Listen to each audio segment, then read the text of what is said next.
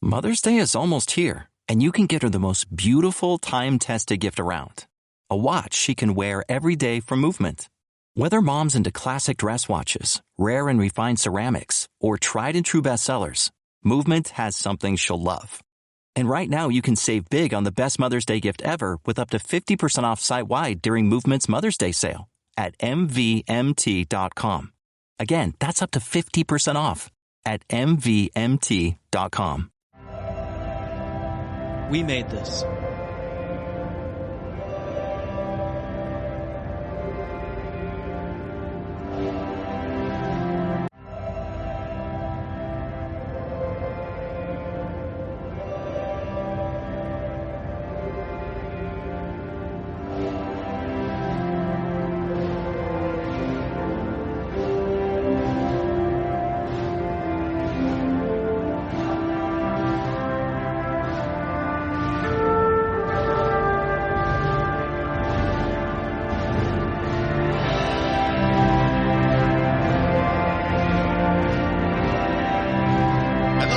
Welcome to the We Made This podcast network. My name is Kurt North, and this is a very special event. This is all of our Star Trek universe podcasts all together to talk about Star Trek, surprisingly enough. You've got myself from Make It So, and Craig McKenzie from Rarely Going. Craig, how are you doing, mate?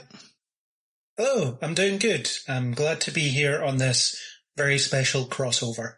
It's going to be great. I hope this is going to be something that we're going to do moving forward as well. It'd be nice for us all to get together and to speak together and stuff like that, so that'll be great. Yeah, we can just meet up and talk random nonsense about Star Trek and then release it.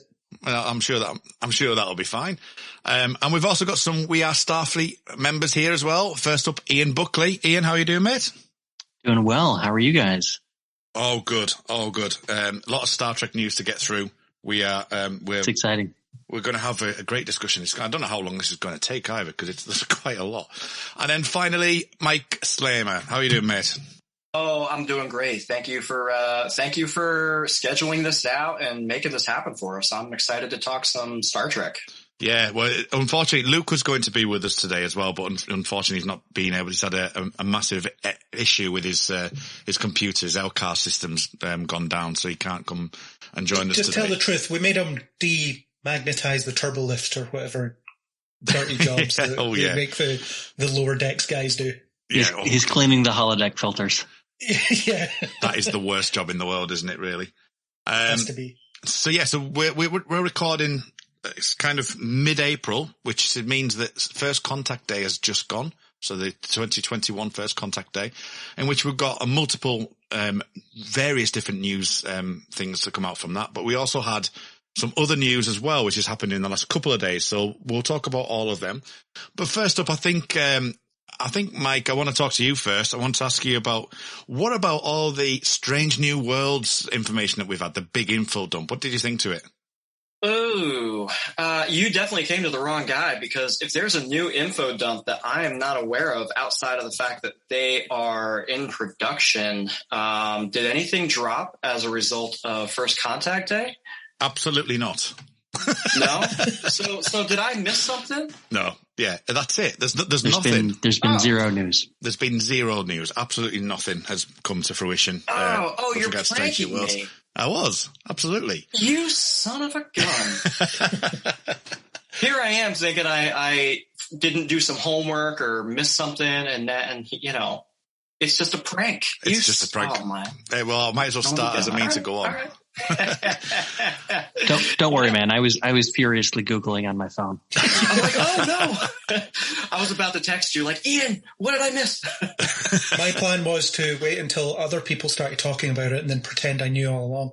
That was my plan. There you go. That's pretty much my plan in every social situation. Yeah, well, it's a great management tool as well. You set them off. Never go first on the roundtable. Always wait to the end and then listen to what everyone's got to say, form your opinion, and then give it to them straight. That's the way it works.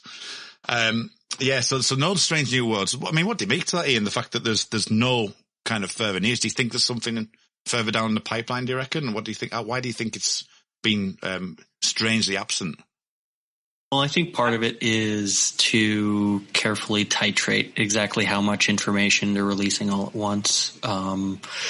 Obviously, there was a decision to emphasize the Picard reveal on First Contact Day. So I feel like there's probably, in one sense, them not wanting to sort of take a lot of the oxygen away from the two things they really wanted to focus on more, which was Picard and sorry, I don't know if you can hear that. That's my cat in the background. And Discovery, where we got two teaser trailers. The Discovery one was actually fairly lengthy. I think part of it is not wanting to take too much of the spotlight away from the two other properties they wanted to highlight at this particular point in time.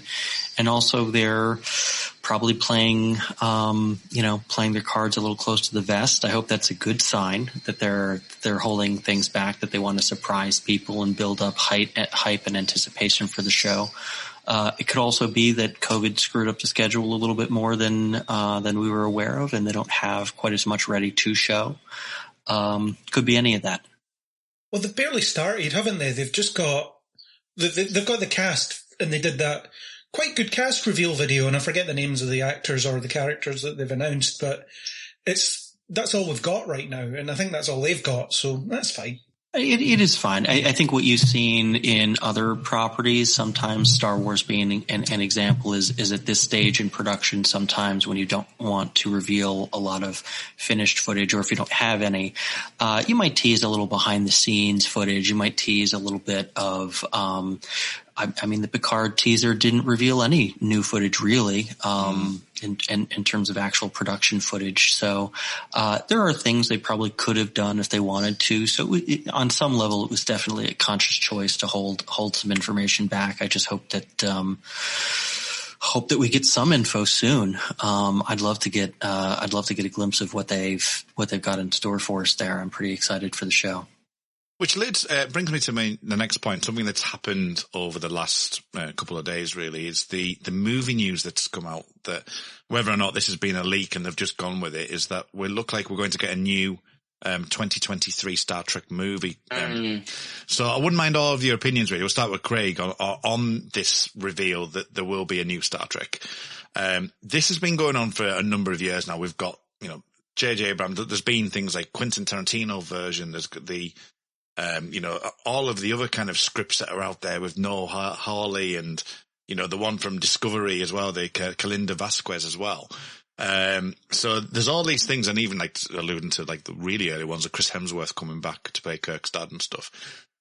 So it's interesting that this has come out not long after the event as well. What do you think, Craig, to this? And is it something that you would get excited for, a new J.J. Abrams produced movie? What are your general thoughts on it? Well, the Vasquez announcement was before First Contact Day, and then we've timed a release for 2023 was, as you say, after First Contact Day. So I think most people assume they're the same project, but there's a suggestion that it's not. But we've had so many announced and dropped projects over the past few years that I really don't care at this point. I really don't know what to believe. It's just, if it happens, brilliant, then I'll watch it, of course. But it just seems like when it comes to getting a Star Trek movie off the ground, they're just not very good at it, because there is all this toing and froing. And even if you look at the life cycle of the Abrams movies, 2009 comes out, has a lot of momentum, does pretty well, people enjoy it. Then you wait 3 years and all you get is Into Darkness, kills the momentum. You wait another 3 years to coincide with the 50th anniversary, you get Beyond, which is great, I love it, but no one cares by that point. So now we're starting from square one as a movie franchise again. But will it come out? Will it come out when they said it will? Which project is it? Are any of these other ones still happening? I don't know. But if it happens, cool. But let me know. Like, just do something, put pen to paper and make a film, rather than just announcing stuff and then dropping it. Yeah, it's an interesting one. Ian, what do you make to it? Well, I'm always eager to hear that there's going to be more Star Trek of any kind produced, just sort of on a base level. So fine. But I basically at this point, whenever there's a new Star Trek movie project announced, I'm like, yeah, okay, we'll see. Yeah. it's just, I've gotten my hopes up for some of these announcements in the past. I'm a huge Quentin Tarantino fan. I was super excited that he wanted to do a Star Trek movie. It was kind of his own thing. Whatever. I'm here for it. We were talking a little bit on the Discord. I think you can make a Star Trek movie out of literally anything. Give me a character drama about someone's crippling hollow addiction. I don't care. But until something more concrete materializes, I'm not going to get too excited about any announcements they make. Yeah, what about you, Michael? What are your general thoughts on another J.J. Abrams movie and how it was announced?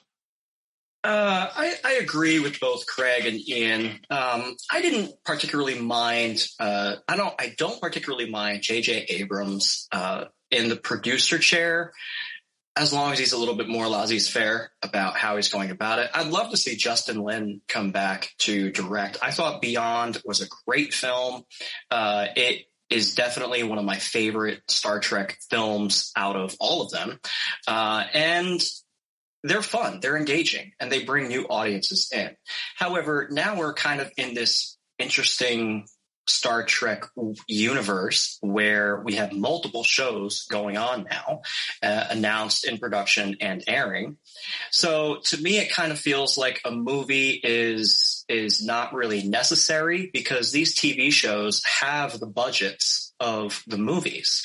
And historically speaking, the movies were always a vehicle to showcase the big bombastic action of science fiction and Star Trek. And it kind of blended that. If you go back to Star Trek the Motion Picture, they wanted to compete a little bit with Star Wars, and, it became an entirely different vehicle. So for the most part, I'm kind of whatever about this. It's a random date just seemingly plucked out of thin air. There's no, director attachment. There's no writer attachment. So this really just kind of tells me that Paramount is trying to capitalize on the current momentum, and maybe they got something going, maybe they don't. And honestly, guys, at this point, it's too early to actually care about it. Yeah. Yeah, well, that's the way I felt. It's like you've got all this information that's coming out from, First Contact Day, which is like the aim for May the 4th day. They're kind of using this as like their new mainstay for release and stuff. You've got good momentum with like sort of Strange New Worlds, Picard, and Discovery, and rarely going Lower Decks, and to have this kind of just be plucked out, it feels more like they rushed and just went, oh, this is going to be said or told in the next few days or something. Let's just announce it ourselves. But as you say, that there's 4 or 5 different times that we've heard all these different scripts that are going on. And you're right. I think it's too early to tell, and I don't really give it that much credence. So I'll wait till the trailer drops, or I'll wait till we've got some more definite news before going on. And then you've got the likes of Zachary Quinto. This was actually reported a few days before the announcement, saying that he's no real idea of whether or not he's coming back for the films. And if pushed, he would do another he would do a TV show based on Spock. Now that is very interesting, usual press writing, because it's kind of like a bit abstract in what he actually said. So he was just kind of going, yeah, sure, if it approached me, I'd look at it, kind of thing. So it was by no means anything like, oh yeah, I'm definitely up for doing one. Yeah. So it's a bit, this is stretching its credibility to a degree with the news that's come out. But as you say, it's kind of the momentum that, we've got here. So, that's the extraneous stuff out the way. So we did see some stuff. You've alluded to it already. We have seen a few bits and bobs. So I think we'll start with Star Trek Prodigy first, and it's given us kind of the idea of where this lands. This lands 2383, so it's after Nemesis, but before the Mars attack. And it's in the Delta Quadrant. What was the instant reaction, Michael, to the fact this is going to be based in the Delta Quadrant, and not really Starfleet based in the way that it might have come across? This is more someone finding the ship and finding the hologram as such. What did you make to it? Yeah. I mean, again.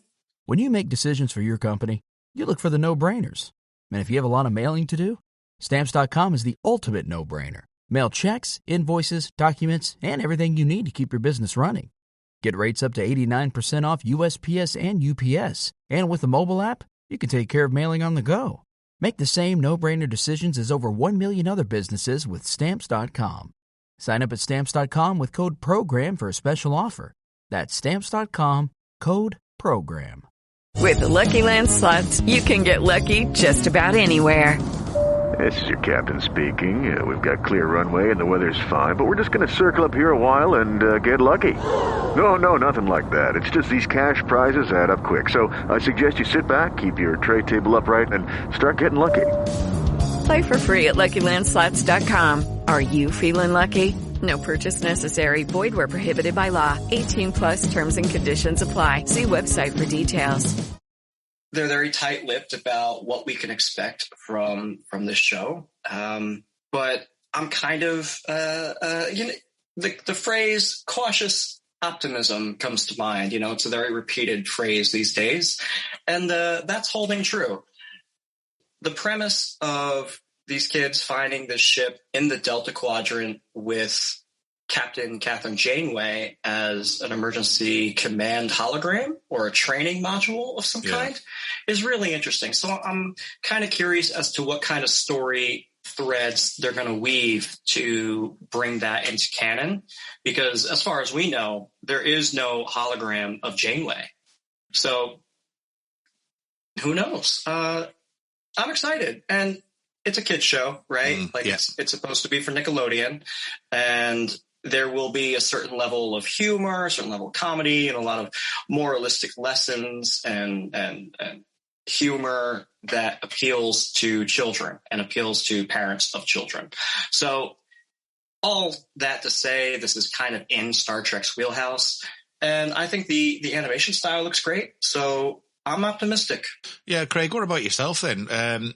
They mentioned also as well that there's going to be a time with an original series member in some ways, one of the crew that's actually working on there. But to place it in the Delta Quadrant is obviously just to throw it out of the realm of actually being in Starfleet's grasp, so that they can tell these stories. But it is an interesting one. Yeah, I'm quite interested in this project. A few things stood out to me when I was watching the panel. Kate Mulgrew talking about this material doesn't talk down to the kids.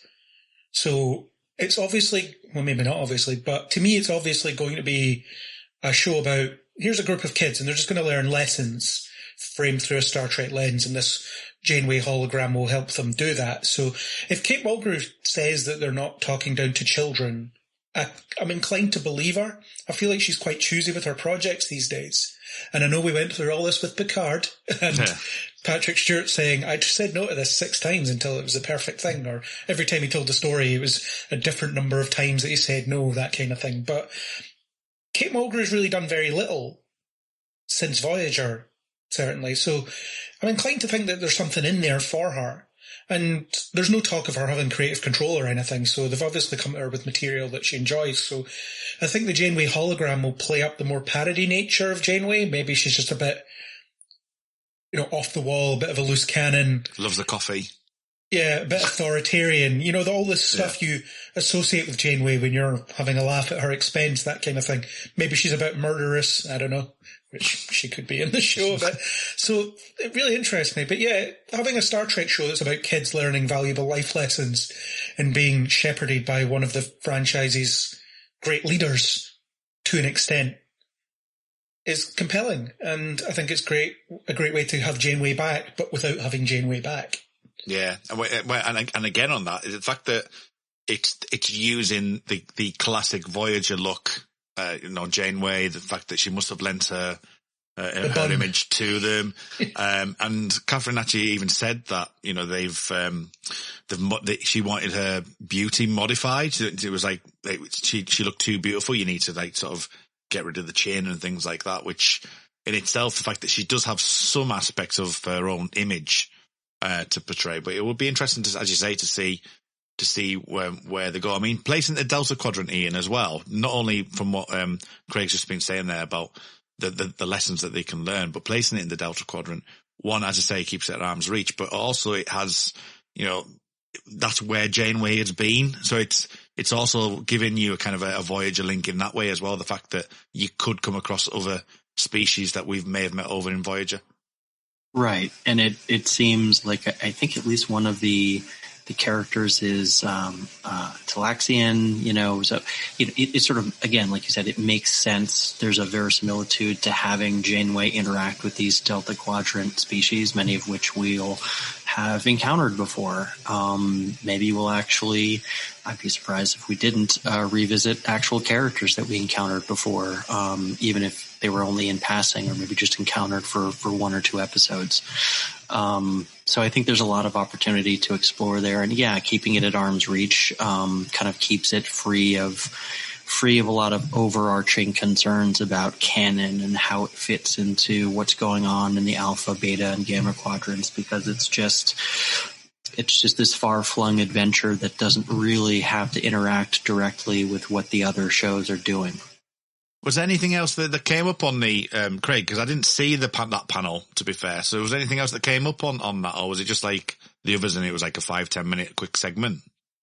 Yeah, no, I can recall. It was just what really stood out to me was that Kate Mulgrew was very excited about the project, and she really liked that kind of imparting wisdom to the younger generation and about how Star Trek is representative of everyone, and that's something that she's really excited about. So it's going to be great to see Kate Mulgrew back in the franchise. The last voice over thing she did, I think, was Star Trek Legacy, which is a middling video game.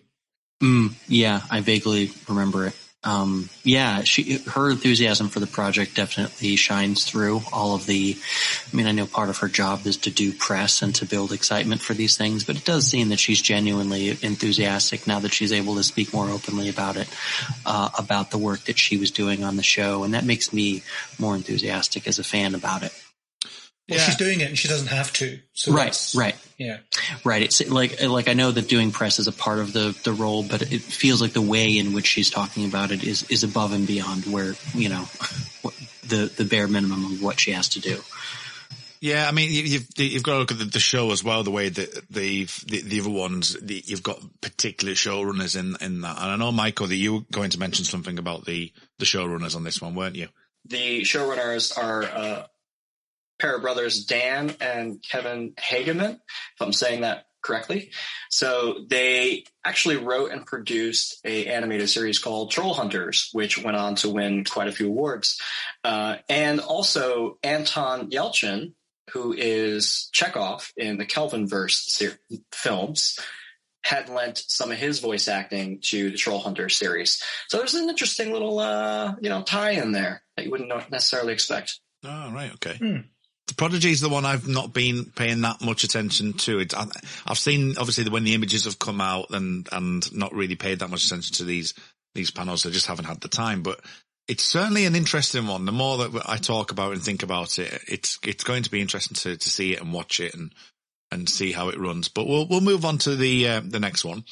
And what I want to say to some people on this panel is that make no mistake that you are in charge of We Are Starfleet. So let's talk about Star Trek Discovery Season 4. Ian, just a general overview of this trailer, because this is the most meatiest thing that we had through the show in aspects of real on-screen stuff. So what did you make to the trailer in general? Definitely the most on-screen footage. I was actually a little surprised how much footage we were getting. It feels like Season 3 just ended. But because of COVID shifting production and release, we're actually a little bit closer to the release timeline for Disco than we would be. So it's pretty exciting to see this much footage. And yeah, right away, obviously the thing that I think popped out to everyone was they've already changed the uniforms. Even before Season 4 begins. I've got to be honest, I do like the color uniforms better than the grays personally. But I'm still not super enthusiastic about the overall look of the uniforms. Maybe it'll grow on me. I don't really remember I don't really remember having any strong feelings about any particular uniform change. So I'm sure that I'll just get used to it. It doesn't really affect me one way or the other too much. I remember I hated the grey uniforms at first. Yeah, I didn't like them. I still think the overall uniform, because the overall uniform, like cut and design of it, that didn't change. They basically just changed the colors in post. I'm not the biggest fan of, but it's fine. I think we'll all get used to it. I think there was a little bit of chat about how there does seem to be like there's going to be another galaxy threatening anomaly or quadrant threatening anomaly of some sort. In this case, some sort of gravitational anomaly that lines up with some of the production rumors I'd heard. I'd heard that they've been doing a lot of wire work and there was some like anti-grav stunt work being done this season. So that seems to fit with there being some sort of gravitational anomaly that they're going to be confronting. Yeah, so that's the big point, I think, and I think wouldn't mind getting everyone's opinion on it, because I've toed and froed about it. I like what happened in Picard. It was a bit like, oh, no, don't do that. Why are you doing that? Yeah. And with this one, I'm toing and froing because the way that it seems to be, I don't know if Michael, if you agree with this, but it seems to be that it's like it's an event that's happening which can cause issues, but it isn't like a big bad or, and you could revolve around it, say something like the post-pandemic or climate change, or, you could have quite a few stories in regards to that kind of thing. And, and especially with the likes of Navarre being there, and it seems that the Federation are kind of pulling together and stuff like that. So I'm in two minds about it. Obviously we need to see more, but what was your takeaway to the gravitational anomaly before we move on to any of the actual deeper stuff within it? Gravitational anomaly. The first thing that popped into my mind watching this trailer when they said that was V'ger from the motion picture. Here is this, massive anomaly just barreling down through the solar system, right? And of course it takes the Enterprise to go to the heart of it, and it takes a sacrifice amongst the crew and Spock melding with the machine and learning of its origins. So yeah, I didn't mind so much that it feels very on brand for Star Trek. And I had to, watching this trailer, you sometimes have an opportunity to learn things about yourself. And I learned about myself that I am becoming a bit of a curmudgeon-y old man. Ian may have felt fine about the uniforms or was relatively indifferent. I had a little bit more of a visceral reaction where I like the color, but I don't like the style. I didn't like the gray uniforms, and they certainly don't look good colored either. And, listen, I'm an old man. I'll take the hit here. That's fine. I'll get over it. It's not that big of a deal. But, gravitational anomaly, this trailer, it pitches it as this, it's 5 light years across. And I actually had to research what a light year actually is, because yes, I have some inkling of an idea, but it's so hard to imagine this vast distance a light year actually is. A trip from at light speed to the very edge of our solar system, the farthest reaches of the Oort cloud, which is, a bunch of comets way out there, would take just under 2 years. Yeah. Okay. So that is at light speed. So when you think about, 5 light years, this is a massive distance across space. If memory serves me right, isn't Andromeda 4.2 light years away from us? Proxima Centauri. Proxima Centauri, yes. Sorry, that's the one. Yeah. That's our nearest neighboring star. So that, so Alpha Centauri, the actual planet itself, it's just under. Yeah. But yeah, like there you go. It's such a massive length of distance and time as well. So gravitational anomaly, like Ian mentioned, could it be, an allegory for post-pandemic? Is it an allegory for climate change? Well, we just did an allegory for climate change, and, what did we learn? nothing really. We just went back to the same old mining dilithium. So it's hard to think that there's going to be a real lesson learned, a real takeaway. And it's hard to feel positive about any good growth coming of this story, considering season 3's, climate change allegory and how we didn't learn anything really. So Judy was boring. Hello. Then Judy discovered ChumbaCasino.com. It's my little escape. Now Judy's the life of the party. Oh, baby, mama's bringing home the bacon. Whoa, take it easy, Judy. The Chumba life is for everybody. So go to ChumbaCasino.com and play over 100 casino-style games. Join today and play for free for your chance to redeem some serious prizes. ChumbaCasino.com. No purchase necessary. Void where prohibited by law. 18 plus terms and conditions apply. See website for details.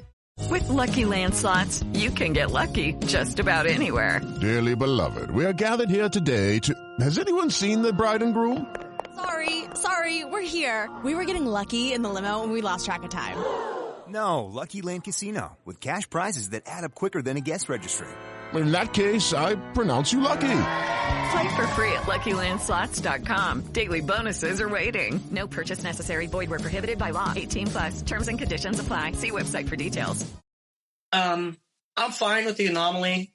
It could be just a 1, 2, 3 episode problem that then gets resolved, and then we move on to the real big bad, which is, some entity or person who's actually out to destroy all life in the galaxy again.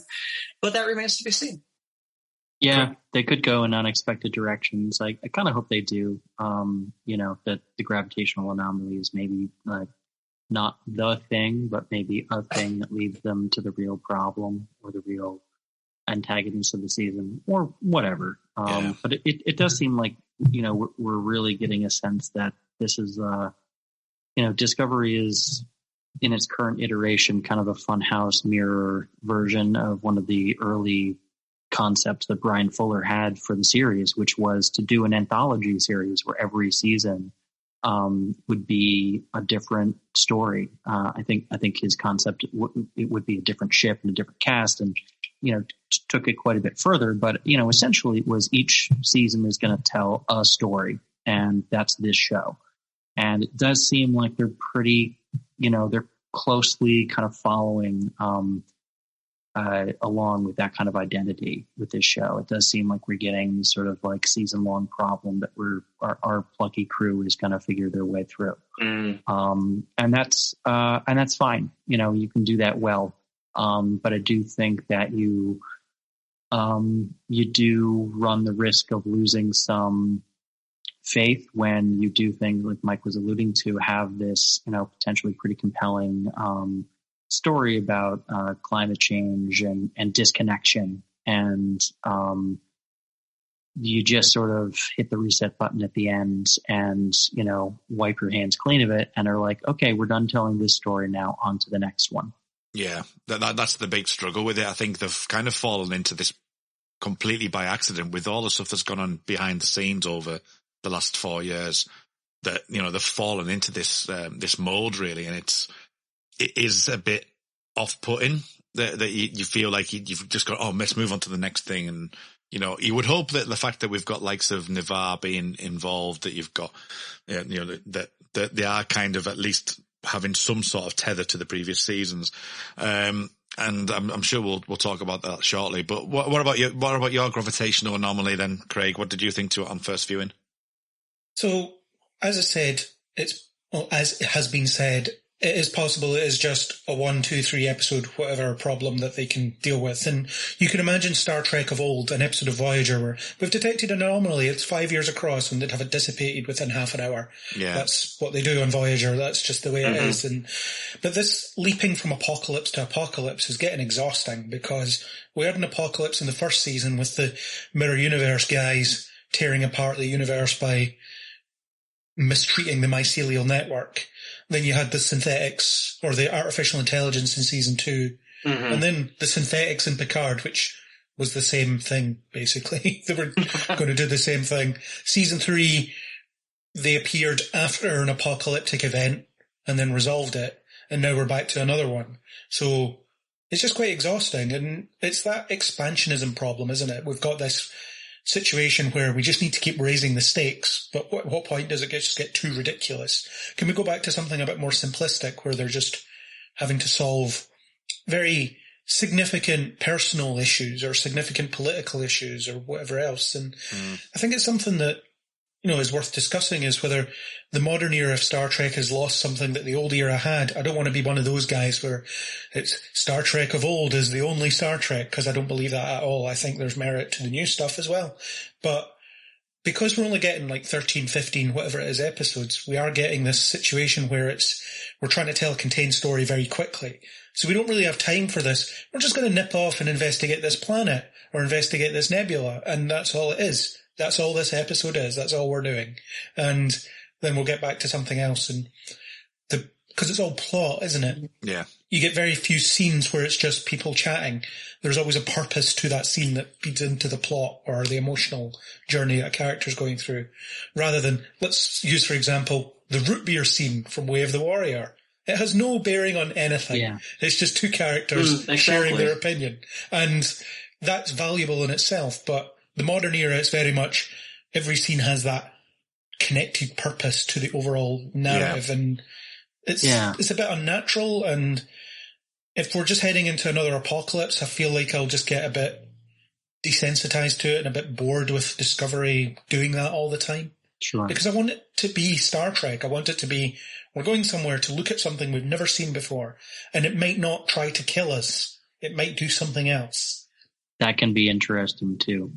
And the way in which we respond to these new things that we discover, lead us to discover things about ourselves. For a show called Discovery, I feel like there could be a little more revelation, and a little more self-exploration, and a little more, also a little more exterior exploration. I mean, like you said, we're dealing with crises as opposed to some of these other issues that we're used to Star Trek exploring. Yeah, like the social political stuff. It's like everything is in crisis mode.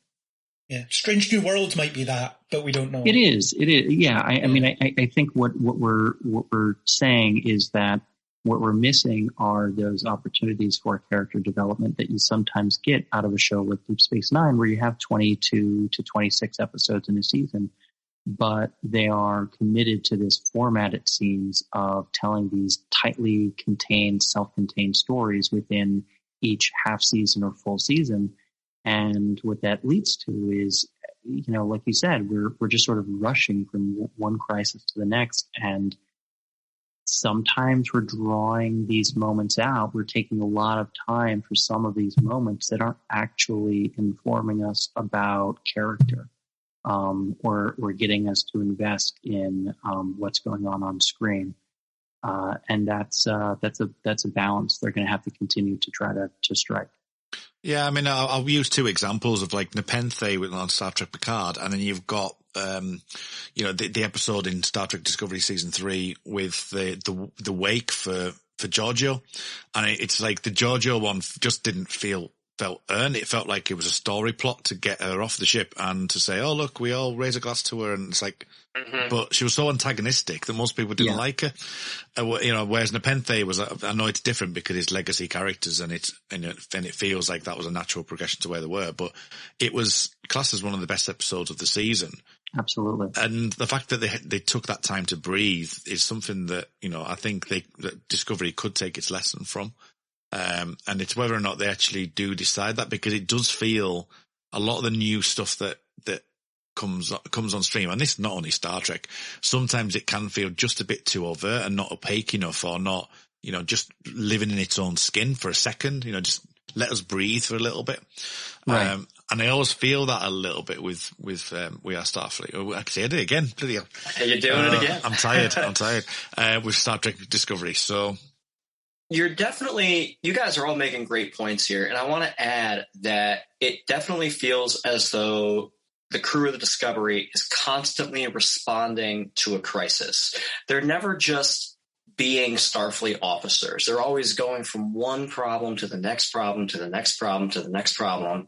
And it doesn't, correct to your point, Way of the Warrior, Ian, you guys discussed how having this root beer moment. You're just sitting there, and that particular scene doesn't mean anything in the grand scheme of the story, but it helps humanize these characters in a way that going through another traumatic event doesn't humanize Colbert any more than his already traumatic events have.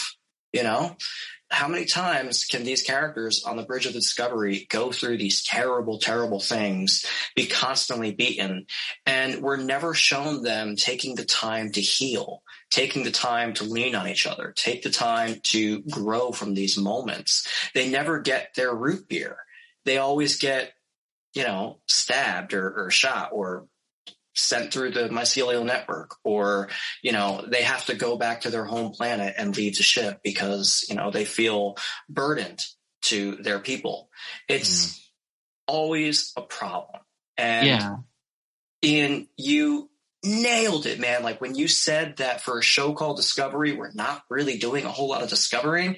I'm not just talking about science and space. I'm talking about the human condition, because that's what Star Trek and science fiction really does best. It explores humanity and explores who we are in the grand total scheme of the universe. And we don't get that from this show. Yeah. And as good as the show can be, which you hear on We Are Starfleet, Ian, you and I talk about it all the time, it's when they do it good, they do it so good, it only highlights how better it could be and how consistent it could be when they get it wrong.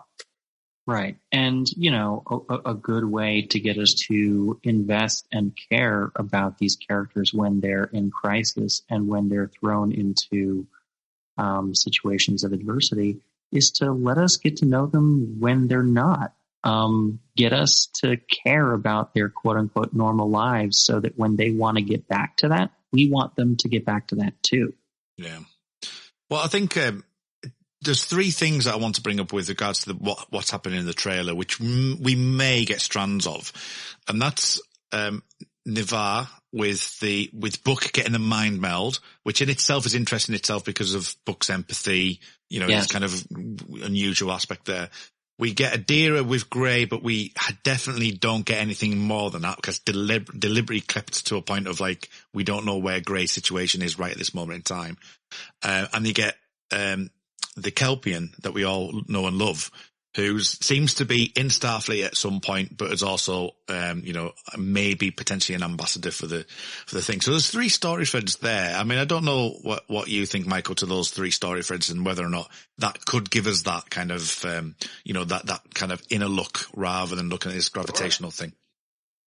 Well, first, I'm excited to see that David Ajala is coming back and reprising his role as Cleveland Booker. I mean, I know it was pretty much a given, but you never know with these kinds of things. And, you know, having that confirmed is nice. I think the implications of, you know, the Nivar president, my brain wants to say Vulcan, but the Nivar president doing a mind meld with this Qui-Gon empath, of course, that's the perfect scene to put in a trailer because it wants you to question what happened and why is this happening and what are the implications surrounding this. So pretty interesting stuff. Excited to see Booker coming back. It looks like in every scene that he's in the trailer, he's in his black civilian outfit. So it looks as though he has not joined Starfleet like he said he was going to. Which also begs the question, is he on board the Discovery as a consultant? Is he on board the Discovery as the captain's boyfriend? You know, there's questions. And this is what a trailer is supposed to do, is make you ask them. Yeah, Craig, what do you make to those three aspects then? You know, hopefully they will use that to a greater understanding of the characters and a deeper discussion. I mean, they've already had a good go at Adira and Grey last season, so it's going to build on that, and they did say at the end of that season that they were going to build on it. So what do you make to these three?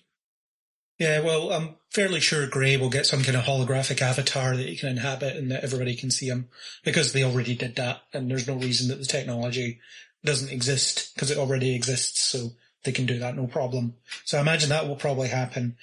In terms of the opportunities for development, I think that's a given. Anything they do is an opportunity to explore something. And it's whether they take that opportunity and give us something with it. And again, let's just drink it in for a bit. Let's not make it all part of the ongoing crisis. Let's just have moments between characters that are just moments between characters.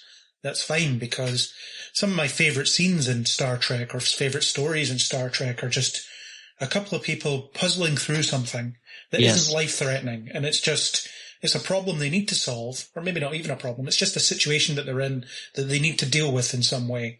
And Sorry, let's not go there. Really, she's cured. Yeah, that's 5 minutes of therapy and an action sequence, and you're done. You're all good. You're good to go. But I think that Judy was boring. Hello. Then Judy discovered ChumbaCasino.com. It's my little escape. Now Judy's the life of the party. Oh, baby, mama's bringing home the bacon. Whoa, take it easy, Judy. The Chumba life is for everybody. So go to ChumbaCasino.com and play over 100 casino-style games. Join today and play for free for your chance to redeem some serious prizes. ChumbaCasino.com. No purchase necessary. Void where prohibited by law. 18 plus terms and conditions apply. See website for details. Okay, round two. Name something that's not boring. A laundry? Ooh, a book club. Computer solitaire, huh? Ah, sorry. We were looking for Chumba Casino. That's right. ChumbaCasino.com has over 100 casino-style games. Join today and play for free for your chance to redeem some serious prizes. ChumbaCasino.com. No purchase necessary. Void where prohibited by law. 18 plus terms and conditions apply. See website for details. You could get more of that. I mean, I've been watching a lot of 90s Trek just, to keep me sane through lockdown. And I've really been noticing in Deep Space Nine and Voyager, which is what I'm on just now, is you get a lot of that, actually. You get a lot of these scenes of people just sitting around having a chat. Yeah. And it's not about anything. It's not to do with anything. Or in Deep Space Nine, you get the requisite scene where Odo walks into Quark's bar just to needle him about something. Yeah. And it has nothing to do with anything. Or you have the subplot that's not connected to the A-plot in any way, other than it takes place on the same ship or station. But they have nothing to do with each other. The Swarm, for example, which is the Voyager episode I just watched, the Doctor's program on the Fritz has nothing to do with the Swarm. Nothing at all. But it's something that's happening. The only thing it has to do with it is it diverts Torres' attention occasionally. But the two plots are completely distinct, and that's fine. We can have that. The ship's big enough.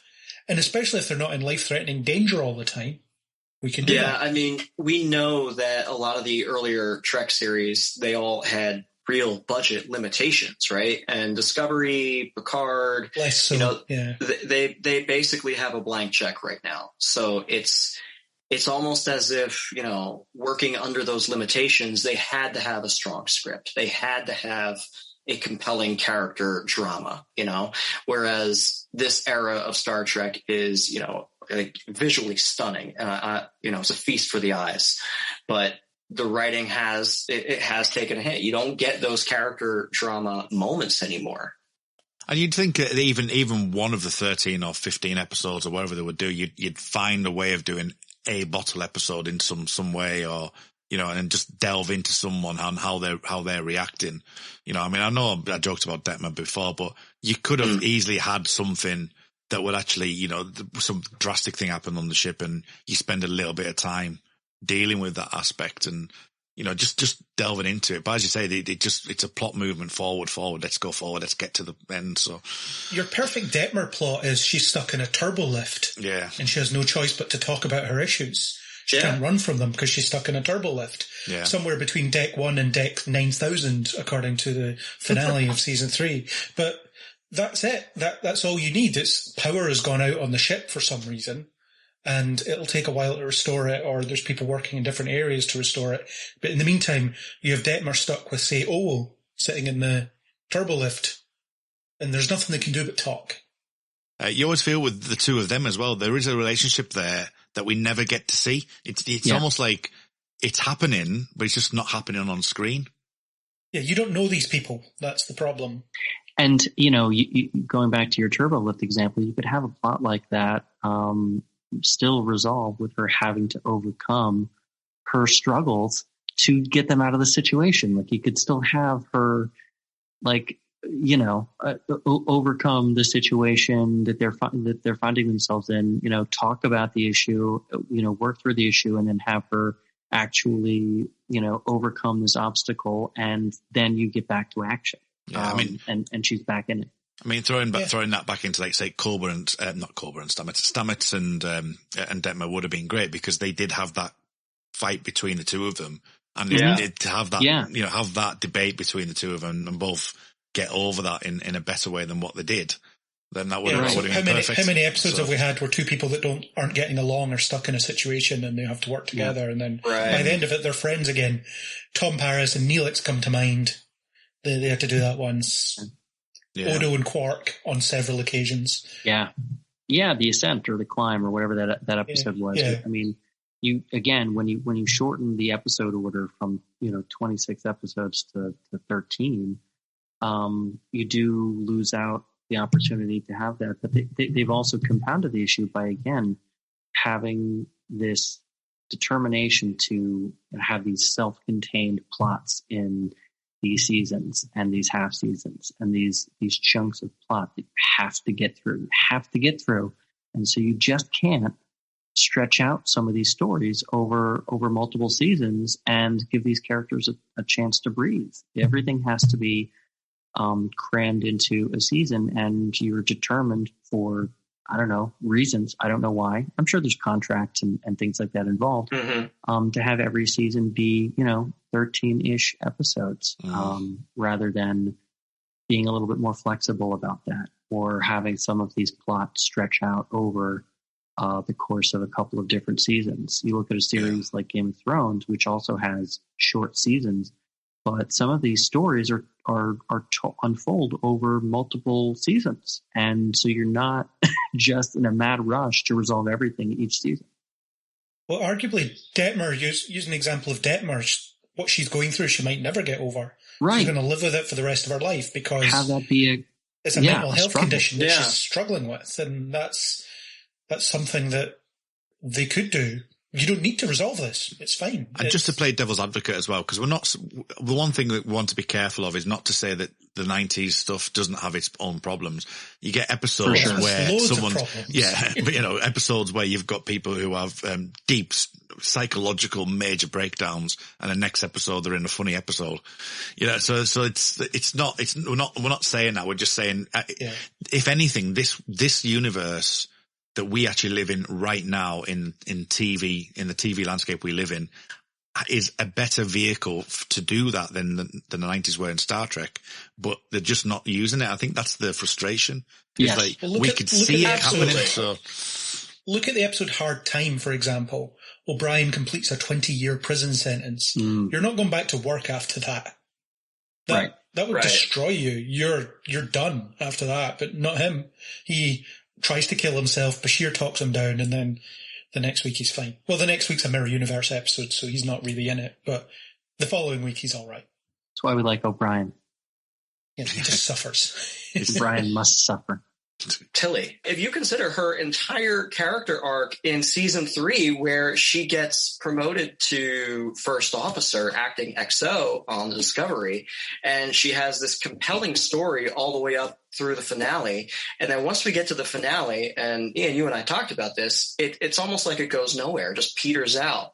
And there's no resolution, no, hey, congrats, you did a kind of a good job because you did get the ship captured, but then you kind of saved it, but then we took all the credit anyway, so you didn't actually save it. So there's the plots are there. They're being written, but it's almost as if the writers for these episodes are locked in different rooms, and they're not telling each other what they're thinking, and they're just handing off the script to the next room, and that room is like, well, we wrote this and you wrote this, and they don't mesh, so we're kind of sort of gonna put some scotch tape on these scripts here and use some whiteout and kind of make things work the way that we do. And this is where we're getting lost in the stories. Yeah. Because you can see that there is promise. You can see that the story is there. You want to go visit more with Tilly, and you want to understand her trepidation surrounding becoming a commanding officer. You want to see her go through the training program. You want to see her take on these responsibilities. And then she does. And then it's almost like another character, a leading role has to come in and save the day and take that thunder from Tilly, which is honestly, it's a little disappointing. And that's not to say that Discovery isn't doing a lot of things right, because I believe it is. It's very enjoyable. It's a lot of fun to watch. But it doesn't carry the same level of character fulfillment that I think we are expecting from a show like this. And that's where we're getting lost. Yeah, I think so. Part of the problem is we have a lead, which we've never really had on Star Trek before. It's always been a bit of an ensemble. Original series is the 3 leads with Kirk as the lead, but after that it is broadly an ensemble. And I think since everything has been funneled through the perspective of Michael Burnham, we're losing access to the other characters because of that. Because whenever she's in a scene, it's about her. So therefore, any character interacting with her, it's about how she relates to that character, whoever that may be. So you don't really get as much of insight into what those characters are about as you otherwise would. I mean, you do get the scenes where different characters are sharing scenes with different characters, but they're less so. And it never long before, well, what's Burnham up to? What's her story? How's this going to feed into Burnham's story? How do we get back to that? And that's a bit limiting. I mean, that's the structure of the show. That's what they've set up. Sonequa Martin Green's been cast as the lead. Therefore, contractually, you get the lion's share of plotting and screen time. And they're not going away from that. They can't, because they're already paying her to be the lead. So, going back to what I actually said at the very beginning of this section, make no mistake, you're in charge. It's such an overt meta comment on the show. Yes. It's make no mistake. Really on the nose. Yeah, it's so on the nose. It's like, oh, okay. I mean, one final thing that, a couple of things actually. So the lady in blue, whether or not she's the leader of the Federation, is she someone else? She seems to be kind of part Cardassian, which is just a side note. But Saru, because Saru in the trailer seems to be some sort of ambassador, and later on, when you see Culber and Tilly, he's in the background wearing a uniform again. So it looks like he's probably going to come back as number 1, which in itself, again, is a story plot. Do we think that the whole ambassador to Kalmanar is going to be front and center? I don't think it will. Do we have a little bit at the beginning, which leads us into the story again? I mean, is it something you would like to see developed? Let's go with Ian on this one. I definitely anticipate them going somewhere with the ambassador role. He certainly is going to be. He's going to be discovering what Kaminar of the 32nd century is. It's obviously going to be a very different kind of culture, completely different culture than the one he recognizes or would recognize. So I think it's logical to expect some exploration of that. Other than that, I know we get the glimpse of him back in uniform, so it's safe to assume that he does come back into the fold at some point. Yeah, I personally, I don't want to see him come back as a, and take the demotion, but I also know that that's probably the only way that they're going to bring him back, and I'd rather have him back than not at all. So, that's probably the direction they're going to go. I don't really know. I don't really have many other thoughts, on that. I know why he, the story that they told in season 3, it made sense why he went off with Su'Kal, but I was still sad to see him not be captain anymore. I'm still going to continue to be sad to not see him be captain anymore. Yeah. Craig, what about you? What are your thoughts on this Kelpian aspect? I'm the same. I think that he earned the captaincy, and they were doing really good things with him as a captain, because we'd never really seen our commanding officer at the very start of their career before, and figuring things out, figuring out how to relate to the crew, all that. Captain Pike was very good at relating to the crew. Even Lorca was, and he was evil. So how do I do that? And him trying to find out how to be more personable, and him being that firm but fair commanding presence. That was all really good stuff. And even punishing Burnham for being insubordinate, and then she suddenly gets promoted to captain because she does things her way, and that's cool. Yeah. Do we think that we'll see her struggle at all in the way that Saru seemed to, or the way it was at least presented to us as the audience that he was struggling? Yeah, every time Burnham does something, she's automatically amazing at it. Yeah. She might do something that irks people, but she's always amazing at everything she does. So I imagine her command style will be everyone's loving her plans and she's always going to succeed, and maybe the only person that's upset with her is Stamets because they left that thread lingering at the end of last season. But I don't think there'll be many issues there, and then she'll speak to Vance every now and again and be like, I agree with what you did there, even though it wasn't by the book. We really like that you're not by the book, Burnham, despite the fact that I really hated that you weren't by the book 5 minutes ago. So who knows? Yeah, I think what's going to happen now is that her sort of doing things her way attitude is going to be a better fit for the role that she's going to have, being in a starship on her own out there in space, making a lot of tough calls on her own, because she's no longer a part of she is a part of the command structure, but she's not she's not a direct subordinate to at least one or two people above her on this starship anymore. She's the person. So the buck stops with her. So I think that's going to be... Okay, round two. Name something that's not boring. A laundry? Ooh, a book club. Computer solitaire, huh? Ah, sorry, we were looking for Chumba Casino. That's right. ChumbaCasino.com has over 100 casino-style games. Join today and play for free for your chance to redeem some serious prizes. ChumbaCasino.com. No purchase necessary. Void where prohibited by law. 18+. Terms and conditions apply. See website for details. It is Ryan here, and I have a question for you. What do you do when you win? Like, are you a fist pumper, a woohooer, a hand clapper, a high fiver? I kind of like the high five, but if you want to hone in on those winning moves, check out Chumba Casino. At ChumbaCasino.com, choose from hundreds of social casino style games for your chance to redeem serious cash prizes. There are new game releases weekly, plus free daily bonuses. So don't wait. Start having the most fun ever at ChumbaCasino.com. No purchase necessary. VGW. Void where prohibited by law. See terms and conditions. 18+. I think story-wise is going to reduce some of that friction of like, why is she being allowed to do whatever she wants? Because now she's the captain. So it sort of makes more sense why she'd be allowed to do whatever she wants. It just was a little bit of a torturous journey to get there. Yeah. Yeah. And captains having autonomy is fine, because we see that in all the other shows where they're in a moment, they have to make a decision, and that decision isn't an easy one to make because the situation is running away from them. And then they have to say to Starfleet after the fact, this is what I did.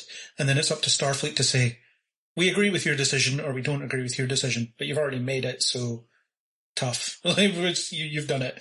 Right. What can we do about it now? We can reprimand you maybe, or tell you do it better next time. But it's all that stuff about being out there in the final frontier. You encounter stuff that isn't in the rule book. Fine. Right. You encounter situations that you weren't trained for and you have to puzzle your way through them. That's what Star Trek is, broadly, with those kinds of stories. So yeah, that's fine. But the whole idea of Burnham just laughs in the face of the rules and gets rewarded for it really doesn't sit right with me, because it has been all that conflict about here's what the Prime Directive says, here's what the regulations say, here's what we should do according to the letter of the law in this situation, but here's why it doesn't apply, and here's why I'm making this decision. So that's good that the captains can make those kinds of decisions, but having that basis in I like following the rules where possible is usually a good start, whereas Burnham doesn't have that.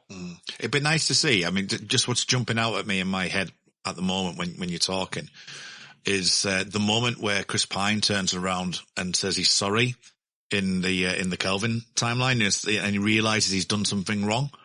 And just to have something like that as a moment of like, her being sure-footed, and for her to get something drastically wrong, for her to like sort of become humbler in the things that she does, would be a really interesting development for her. But it's just, as I say, sometimes it's just a bit like, okay, it's as you say, it's the Burnham show and such, and there's a struggle there. There's a struggle between, you do things off the book, but you always get you always get it right, kind of thing, which I appreciate other starship captains have done before in the past.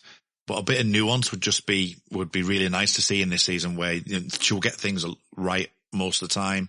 There'll be times where she's a bit like what Saru was, which she'll never be as worried about her, herself. She's very confident in herself, very assertive. But to have these moments of like self-doubt or, just a bit more, a few more things to humanize her, because, Sonequa does so well in those kind of, emotional moments when she needs to. And she's a great actress. So the fact that she can do that, use it, but sometimes I just think she's a bit wasted that way. You brought up a great point with Chris Pine's version of Kirk. Throughout the Kelvinverse trilogy, you see his growth as a plucky young cadet into a full, responsible captain who deserves to be the captain of a Constitution-class starship. And you go on this journey, and in Star Trek Into Darkness, now, I don't care if you like that movie or not. That's not what we're talking about. In Star Trek Into Darkness, you have a real character moment where James Kirk turns around, realizes that he is responsible for the deaths of over 400 crewmen, and he is looking at them in the eye, and he feels the weight of that responsibility. He apologizes, and he stands in front of them and says, no, take me instead. And he gives himself up, and he's willing to go. And ultimately, bad guy Admiral Marcus is like, no, I'm going to shoot you down anyway. It doesn't matter. And, then we have the rest of the movie. But that is a real moment. And that's the kind of character growth, the kind of arc, and the kind of development that you really want to have in a character who is so instrumental, in a lead character, nonetheless. So I think we've talked this one to death. Thank you, We Are Starfleet fellows, for delving into that. Is there anything else that anyone wants to mention, stuff that we're seeing on the trailer? As I say, this is the meatiest part anyway, so anything that I might have missed that you want to bring up? No, I'm still looking forward to it. Look, we talk about the things that we like, and the fact that we'd like to see more of the things that we like. Exactly. Certainly if nobody listening to this has heard the show before, I don't want to give the impression that our show is one that just constantly complains about the show. It's not. We are really fans of the show. We like it. We're excited for season 4. We're just also excited for opportunities for improvement. And not for nothing, but Star Trek trailers are not designed really for Star Trek fans. No, they're designed for other people to get interested in Star Trek. So we are not necessarily the direct audience, and we will see things we like and we will see things we don't like. I'm personally excited to see more of how the Federation has gotten back together. Like I would like to see more of Navarre. I'm glad to see we're going to get some of that. I'm glad we're going to get to see Saru back on Kaminar, and I'm glad that book is back. And presumably we'll get to go back to Qui-Gon. Excellent. Craig, anything you want to add?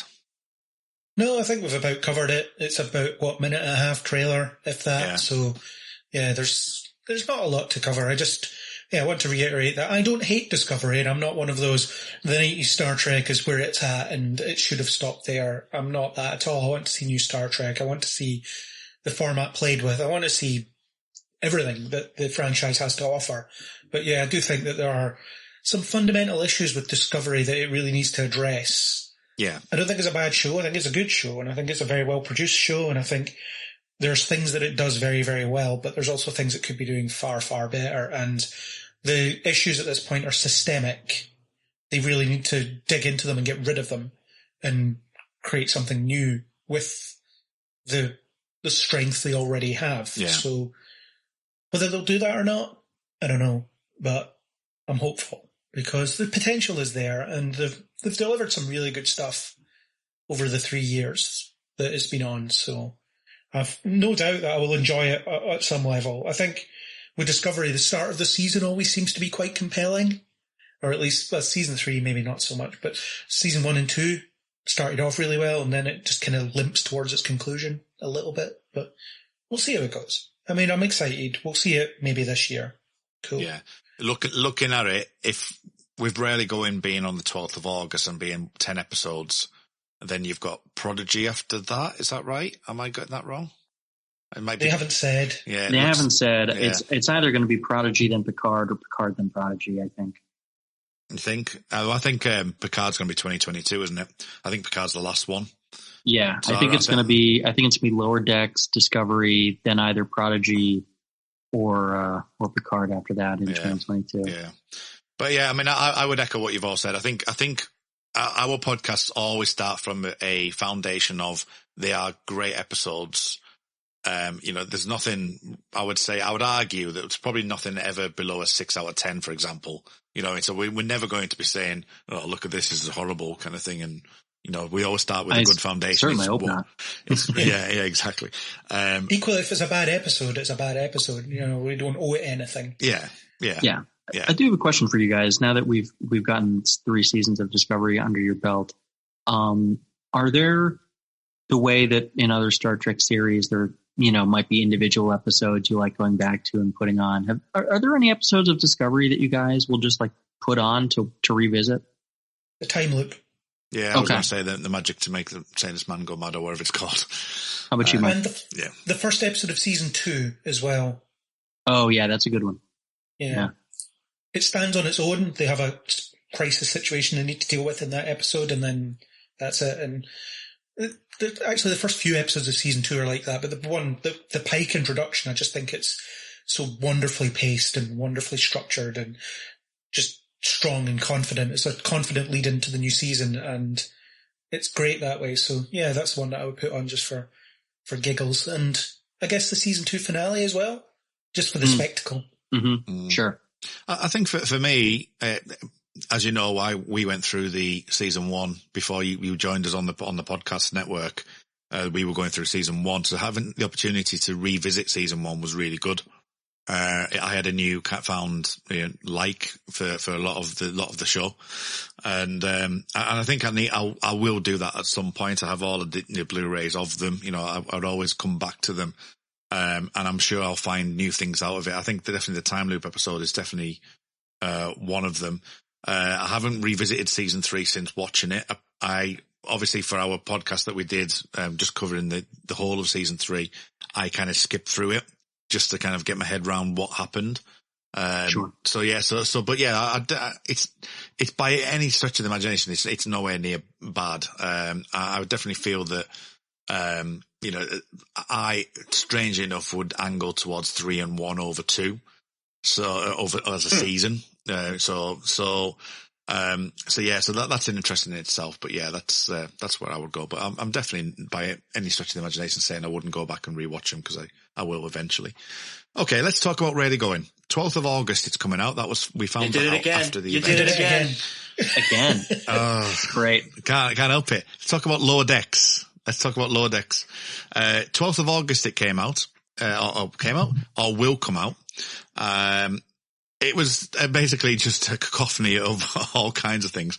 Michael, what did you think to the trailer and some of the, already the throwbacks and stuff, or the calls that we've seen? Oh yeah. No, it tickles the fancy. It's a lot of fun. It's a Star Trek comedy show taking the piss out of Star Trek specifically for Star Trek fans. And we're all pretty self-aware. I don't think that we need to be handheld and told like how to feel or think about our beloved Trek isms. And I love that Lower Decks isn't afraid to go there. So seeing the teaser, seeing, we're going to do a lot of sci-fi shit, that's what we're here for. Yeah. And, it's being show run, by Mike McMahon again, who, obviously earned a lot of pedigree over the years, most notably from Rick and Morty. And it does have that feel, that zaniness to it. And, I'm looking forward to it. Yeah. Instantly, it was great to see Riker back on screen following what happened last season.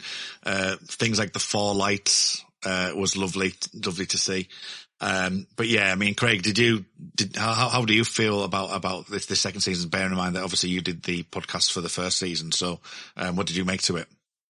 Well, I mean, I loved season 1. I think there's, 6 or 7 episodes that I appeared on that podcast discussing how much I loved season 1. And I do think it's the best modern Star Trek because it's just the most consistent. It knows what it is and it just has fun with it. And that's infectious when watching it. And they've done so many great little things with the canon of the franchise, played around with it, had some fun with it. And the trailer looks fun. I mean, it's 40 seconds? It's not very long at all, but you've got, a few jokes in there. I love Riker in the middle of a crisis situation, just rattling off jazz metaphors. And Boimler's like, I have no idea what you're saying. Just stuff like that. And this is parody Riker, isn't it? This is the Riker that you joke about when you're talking about Riker. This over the top sort of man-child that runs around. Well, maybe he's married to this, so he's not quite trying to sleep with all the women or whatever, but he's a bit of a joker. He's a bit of a lad, and and his love of jazz, and at the end of season 1, it's the give me work factor and the factor of 5, 6, 7. It's like, oh god, the jazz. And I like that they're continuing with that. Let's let Jonathan Frakes have a bit of fun with Riker because he always did. Well, I think it's more Jonathan Frakes than Riker. It's definitely we've seen the outtakes of Jonathan Frakes on Next Generation and stuff like that. And, there's that famous one, I don't know if you've seen it, where he keeps looking back and forward at the camera and then runs after one of the ensigns, as a joke kind of thing. And you can totally imagine that Jonathan Frakes is having an absolute blast on this. You've seen him in his directed aspects of, the fact that he's having fun and shouting to people and stuff like that. So you can totally tell that he's going to have a blast. But as I say, I mean, instantly you've got, denobulans, you've got all the kind of the stuff that we've got within the show, all the callbacks. The fact that Boimler's still on the Titan is great as well. And as you say, he's bitten off more he can chew. But something that was mentioned, I think, in one of the speeches was the fact of the improvisation stuff. I don't know if you saw that. They're saying that Tawny is really, really good at the improvisation. Maybe not the Star Trek lingo, Michael, but there's certainly kind of the fact that they are able to play around with it, being that it's like, it's open. It's almost like a stand-up comedy role that, that they're more than welcome to have a go and see what lands. And I think that's what gives Lower Decks its kind of, humorous and nice feel to it. Hello, it is Ryan, and we could all use an extra bright spot in our day, couldn't we? Just to make up for things like sitting in traffic, doing the dishes, counting your steps, all the mundane stuff. That is why I'm such a big fan of Chumba Casino. Chumba Casino has all your favorite social casino-style games that you can play for free anytime, anywhere with daily bonuses. That should brighten your day a little. Actually, a lot. So sign up now at ChumbaCasino.com. That's ChumbaCasino.com. No purchase necessary. VGW Group. Void where prohibited by law. See terms and conditions. 18+. Yeah, it's respectful. It's in the same way that Galaxy Quest is respectful. Because, Galaxy Quest is more about fans of science fiction or fans of something like Star Trek. But it has that knowing wink. It's, you're a bit like this. Whether you go to the conventions and dress up or not, you're a bit like this. We know that you think about this minutia. We know you do, and you know you do, and that's okay, because that's just what being in this fandom means. And these characters in Lower Decks are kind of fans of the adventures that we've been watching because it's part of their history, and they read about it, and they learn about it. And you get for example, you get Mariner in the first episode. It's like, you heard about Spock? He came back from the dead. That's what he did. He really did. And what about Dr. Crusher and that ghost that she was sleeping with on this planet? And these just little references. This kind of stuff gets around. It's a bit weird and it's a bit wacky and it's a bit ridiculous. But yes, officers will hear about that across the Federation and think, I wouldn't mind getting into some of these dumb adventures. I think the response to the first season was so positive, and I'd be more surprised if there wasn't. Yeah. I mean, it's all very respectful. It doesn't feel like it's pointing at you and saying, you're an idiot for liking this stuff. It feels like we're all having the same laugh. Absolutely. I mean, one of my favorite moments last season was the engine hum. Oh yeah. That was great. Brilliant. Yeah. It was fantastic. But so as you say, 40 seconds. So there wasn't much there, but we did also find out there's a third season. Yeah. So the fact that they are that confident with it, I think that's good. that's good news overall, isn't it, really? Yeah. A show like this is relatively inexpensive when it comes to a TV show production budget. You're really paying for a lot of VFX and voice acting, a lot of which can be done now from people's homes. Jack Quaid has his own little recording booth set up, and he's able to send his audio files right over. So they don't even have to be in the same room 90% of the time. And it doesn't surprise me that it is the first one out the gate, really, because I don't think anyone was expecting anything less, to be honest, because it is such an easy thing to put together. I'm not saying it's easy by any stretch of the imagination, right? But it's the easiest of the shows to run. And just before we move on to the Star Trek Picard aspect as well, it's something that going back to the Discovery and Star Trek Picard, because that's where we'll move to now, is the use of the new LED wall technology that the Mandalorian's been using. They're going to be using that now. Because as you know from some Discovery, they went, I think it was Iceland they went to last time. Yep. But the fact they're going to have this wall technology, which always tickles me a little bit, the fact that we've gone from studios where you've got rolling video footage for people in a car, just being in the background to create a scene, to going out in the world, to going back into basically an whatever 50K resolution screen or whatever it may be.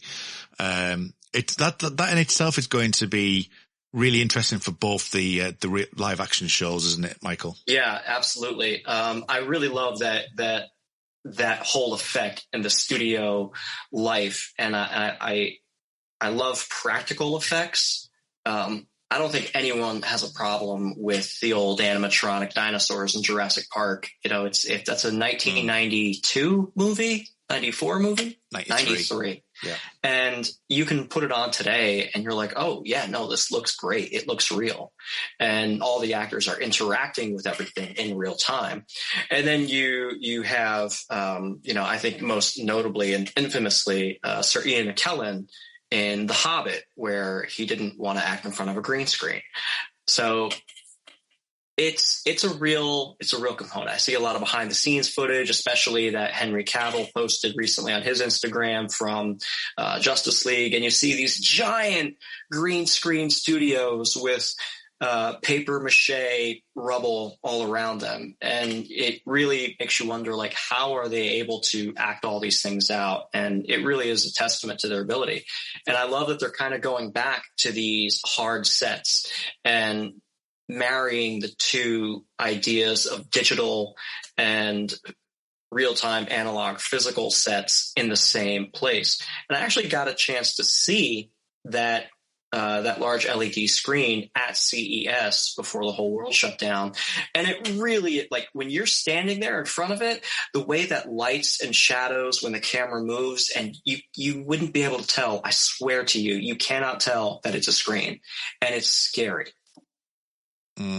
So Craig, for you, it's like, as he was mentioning there about the green screen stuff, this is the way Mandalorian was doing it, that, the camera will move with the image like you would in a computer game. So everything would kind of moves around depending on what you want. You can change things on the fly and stuff. It is really, especially the fact that it's been released in kind of a pandemic kind of era where travel is so much restricted. The fact that they can go to new worlds and potentially not tell the difference is an incredible feat in the last few years, isn't it? Yeah. And you'll get no shortage of people on the internet who will call out blockbuster filmmaking or whatever for the over-reliance on CGI. There's that famous meme kicking about of, it's a still from Avengers Endgame of them all standing in front of a green screen. And I love the cinematography in Avengers Endgame, and this looks ridiculous. Mm-hmm. It's actors in an environment that they're not a part of. And everyone knows about the Star Wars prequels. They're all standing in front of, it was blue screen for them. It wasn't green screen at that point, but same principle. There's nothing there. There's nothing to react to. They're not part of that space. They're not acting in a space. So you hear about all these production issues you get from location shooting. Again, with Star Wars. In Tunisia, they had to come up with things on the fly because nothing was working, because sand was getting in everything, and so on. And you do get that spontaneity with location shooting that you wouldn't get anywhere else. So it is still a controlled environment. They have full control over that environment, which might make it still seem a bit sterile because nothing can go wrong. There's nothing to plan for. There's nothing to plan around. There's nothing that can come up that ruins your day and makes you have to think of a creative way to solve a different problem. So that's a potential issue. I'm not going to say it bothers me because it really doesn't, as long as I enjoy the thing I'm watching. Plus, I've been watching Star Trek, right? Every planet is Vasquez rocks. Yeah. Because that was what was close to where they were filming. Even Vasquez rocks is Vasquez rocks now, so. Yeah, that's it, yeah. Or every planet they go to is this one stage that just is so poorly decorated with stuff that it doesn't resemble anything real. So it's a great technology, and I think it's amazing that they're getting their hands on it to use it. And I think it'll allow them to do some really cool stuff, especially when you're filming in a pandemic where that control is important. Yeah. But I really hope they don't lose sight of the fact is, you know what, we will go and film in Iceland because we have the budget, and it'll be cool to film in Iceland. Like anything, I think you need a blend of everything. You know, so you can have your green screen for certain elements. You can have, you know, the LED screens for creating great vistas, but you might actually want to be on a rocky beach, you know, with the wind sailing around you properly, and, you know, feeling the reaction from them and things, putting them into those environments.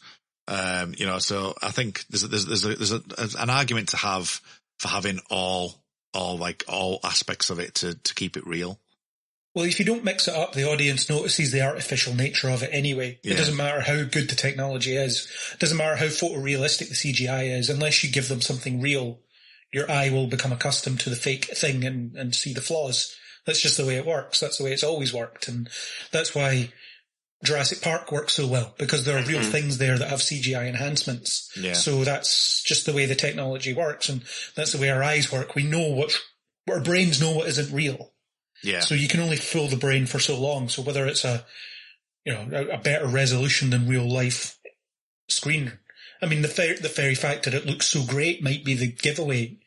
For example, it's it can't be this. This looks too real. It doesn't look right. And you talk about like The Hobbit when they did the high frame rate version of the first one. You see the makeup lines because they just hadn't planned for it from a production point of view. Yeah. So it lifts you out of the moment. So I think as long as they don't rely on it as their only port of call for visual effects, they'll be fine. There's a lot of information on, it's called Stagecraft. That's the LED virtual wall, 180-degree LED video wall comprising of 1,326 individual LED screens. That was what was used on the set of The Mandalorian to create a 270-degree semicircular background.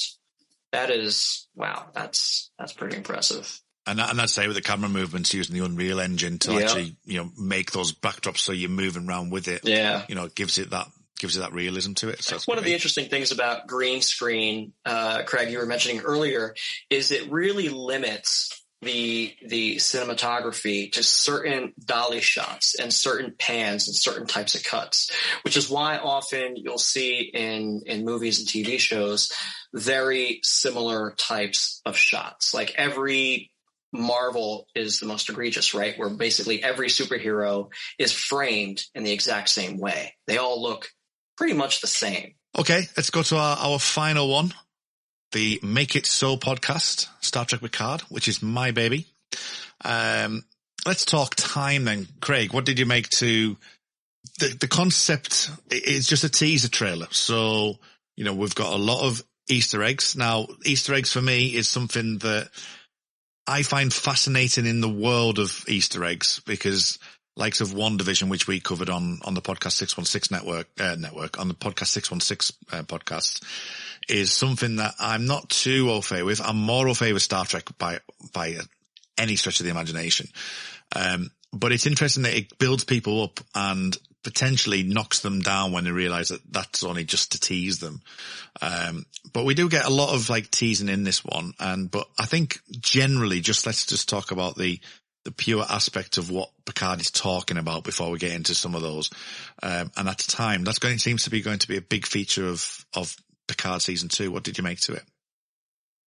Yeah, well, I'm a bit wary of Picard Season 2 in general because I remember Season 1, I approached it with no trepidation whatsoever. I was like, okay, Patrick Stewart's in the writer's room. He knows what he's doing here. He's really amped for this. He said no 6 times, guys, or 10 times, or it depends which interview you listen to. It changes every time.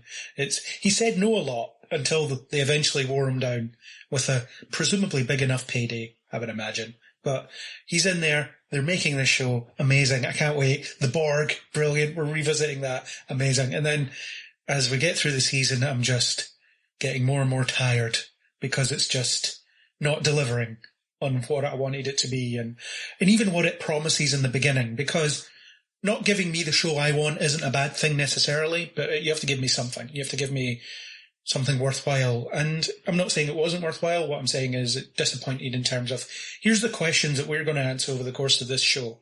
And then it dodges them, and then the show ends with some imposter claiming to be Jean-Luc Picard, who's an android with all his memories, but isn't Jean-Luc Picard. So that's another issue. So going into season 2, I'm much more wary. And the whole time thing, again, he's mortal. Eventually his android body will shut down until we find out he turns up in Discovery and it never happened, because that's probably going to happen one day. I think we're headed for a Justice League of Star Trek at some point. It seems like we're going in that direction, but that's another conversation. Well, so, I did think about in the Star Trek Discovery section of saying that what will happen is that Michael Burnham will come and save Picard because she saves the world all the time, or the universe all the time. That's it. Yeah, so she'll pluck him out of the afterlife or something. Yeah. So yeah, there's time, there's all that mortality situation, which we had a lot of in season 1. There's a man in the twilight of his years trying to figure out if he's still relevant, and he seems to have decided that he still is. So you've got him out there Firefly style, I guess, putting out fires or whatever. I don't know what his mission will be. And then we're getting Q back, which I have issues with in a way, because I feel like they're going to just use that as a bit of kind of empty fan service. And I don't want to be so down on the show, but based on what they gave us before, I don't think it's going to be the continuation of the Q-Picard relationship that we'd be hoping for. And we're getting Guinan this season, we know that much. So they're probably going to explain that connection. And then we'll wish they never explained that connection. Okay, so really looking forward to it then. Well, I'll watch it, right? But I'm approaching it with trepidation this time. Yeah. I'm not going to go out there and be like, this is going to be the best thing ever made. I can't wait. And this time it's, no, maybe Patrick Stewart doesn't really get what people like about Jean-Luc Picard in the way he thinks he does. Okay, well, I'm going to reserve my judgment to the end. So let's go with Ian then. Ian, what did you make to this teaser in relation to, it seems to be going down the time route? I think certainly as far as teasers go, it was pretty effective. It definitely, I think I was certainly more positive on season 1 than Craig. It sounds like you were. I will say that, I had some issues with it. And but I'll tell you, when the Queen of Hearts, was revealed to be the Q, and the voice comes on there, like, yeah, man, I was drawn in. I'm excited to have Q back. I too have some trepidation that it'll be potentially largely misguided fan service, but it sounded, at least from, I didn't dive too much into the chat that they were doing, with Patrick Stewart and John Delancey, but, and it sounded like there's at least going to be a pretty substantial role that he's going to play in the plot or the resolution of the plot this season. It definitely doesn't sound like it's going to be, a more empty cameo. I think sort of Brent Spiner in season 1 ended up being, hey, we're bringing Data back. And, I was glad to see him appear. But in the end, he wasn't really much of a presence in season 1. I don't expect that to be the case with John Delancey. I would expect him to play a more substantial role in the events unfolding in the season. That's just me. I mostly echo Craig and Ian here, but I do think that season 2 of Star Trek Picard, if you look at season 2 of Star Trek Discovery, there seemed to be a pivot in terms of a response almost to certain criticisms that maybe it was too far away from what we thought it was going to be. And now there's going to be a course correction. So they might lean a little bit too hard into the fan service. And knowing that we're getting John Delancey and getting Whoopi Goldberg coming back to reprise the role as Guinan just kind of tells me that they are reaching to connect this season more with what we're familiar with from Star Trek The Next Generation. So this overcorrection, I'm not really looking forward to. And even though I'm excited because, you know, obviously the Q plot in Next Generation, that arc, that story thread that bookends the series is really compelling and really exciting to revisit. But Craig, I think you mentioned it. You aren't looking forward to Guinan and Q's connection being explained. I've seen this said elsewhere, and I'm kind of curious what folks mean by this. So in Q you have that suggestion. Well, not a suggestion. They tell you that they used to know each other somehow, right? And Guinan adopts that defensive stance that suggests she knows how to ward him off in some way. And then they revisit that when he's made human. And she stabs him with a fork and stuff like that. That's quite funny. But it's a mystery. So Guinan's a mystery anyway. She's weird and we don't know why. It might have something to do with her being the Nexus. But she has a different sense about the universe than other people have. There's things like yesterday's Enterprise as well, isn't it? Yesterday's Enterprise? Yeah, it was. There's things that affect her in ways that don't affect other people. So whatever that history between her and Q is, I'm worried that they're just going to tell us what it is. And apparently that might have been the plan for an episode of Enterprise, had it got picked up for a 5th season. They were going to do that. They were going to have Guinan turn up in the 22nd century because, you know, she's way old. Yeah. And maybe Q. I heard that. That's interesting. She doesn't get older though. I mean, and that's the sort of thing that I sort of scratch my head with Picard committing themselves to these decisions that are like bringing back these characters that in universe aren't really supposed to age. Their appearance isn't really supposed to change. Data can change his appearance, but he doesn't age. Q can change his appearance. He doesn't have to. And Guinan too, like she's not supposed to age. So it's going to be interesting. They're going to have to sort of do a whole lot of hand waving. Yeah. Every time Q appears, he's approximately as old as he would be had he aged normally from his first appearance. Which again, you know, if they want to do that with Q, I think that's fine. Guinan, I'm less certain how they're going to handle that. Well, Whoopi Goldberg could probably pass for being much younger than she is. I don't think she's not wearing a bit thin in the way that other people are. So I think she'll get away with it. Or maybe it'll just be Elorians. Yeah, when we age another 20 years from the age I was now, it really catches up with us. I don't know, but yeah, it's an interesting one. But there's some mysteries I never want explained. I don't want to know why the Klingons don't have Reggies in the 23rd century. Now I do, and I don't like it because the answer to the question wasn't satisfying. I don't need to know about the alien space jockey, but now I do, and the answer isn't satisfying. Let me just sleep on it and think about it and debate it for decades. Never tell me, because I don't need to know.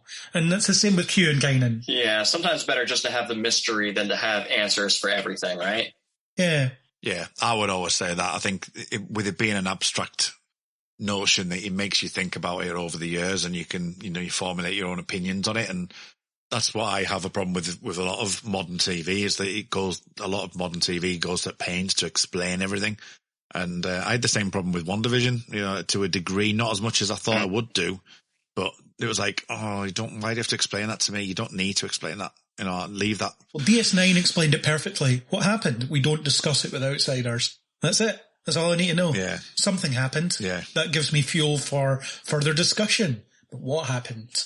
I'll never know. Apart from Enterprise will just tell me, and it's a stupid virus. Who cares? Yeah. Right. Okay. So from everything you've said, bear in mind, obviously, how big a Picard fan I am. I'm in a really I'm in a bit of a quandary with this, because my favorite kind of storytelling is the very nature of what this seems to be. It's the kind of the out of time, in time, going back in the future, going, moving forward, moving back, potentially being in an alternative dimension, seeing things like he does in Tapestry, for example. And I like that concept. And like, I'm watching Lost at the moment, and I've watched it at the time of airing, but I'm rewatching it at the moment, and Desmond is a particularly good character for that reason. And it's like consciousness, time traveling. So I love that kind of aspect to my sci-fi shows. I do like the concepts. I love Inception, for example. But when Q popped up, and I was like, and I was like, and I was really felt quite ambivalent about it. I felt that, that's quite exciting. Then went, the ramifications of that, I don't know. They're going to have to do something particularly special for me to make me feel like, so I have that trepidation, to make me feel like I can get over it. Now, whether or not it's like just talking about Guinan there, about the Yesterday's Enterprise, where something's just out of time, not quite right, that you have that emotional resonance of, there's something not right here. But it goes back to the whole Star Trek Discovery aspect of when they were talking in that in the video feature, which was obviously filmed a while back, not necessarily like weeks and weeks, but maybe like the week before. They said that John Delancey hadn't started filming, so it looks like he's going to be in after a couple of episodes, maybe 3 or 4. And the thing about it was it feels like, and Patrick Stewart had said, something shattering happens.